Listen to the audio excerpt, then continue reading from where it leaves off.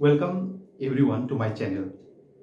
So today we are going to derive our third identity, that is a plus b into a minus b is equal to a square minus b square. So that is our left hand side and that is our right hand side. Let us start with the left hand side, that is a plus b into a minus b. Let us check whether by deriving this expression whether we'll get the right hand side or not. So let's do. Apply the distribution property a minus b plus b, again it will be multiplied a minus b. Once again we have to apply the distribution property.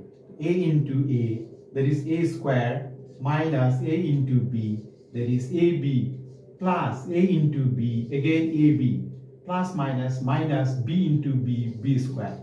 Now check, this is the similar term, ab, one is minus, another one is plus. If they are same in the opposite sign, they will cancel to each other. So we'll get a square here minus this is b square. This is our right hand side. So we have taken the left hand side and we got the right hand side. We have already derived our third identity, that is product of a plus b and a minus b is equal to a square minus b square. Thank you. So in our next video we are going to derive our third. So hi everybody, welcome to my channel.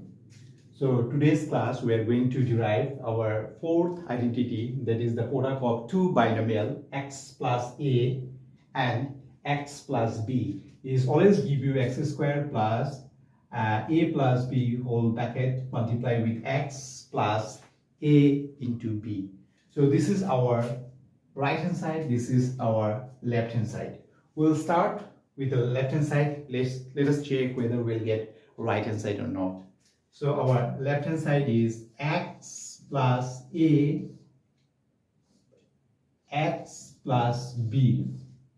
Same here, if we apply the distribution property, then x is multiplied with x plus b, again plus a will multiply x plus b.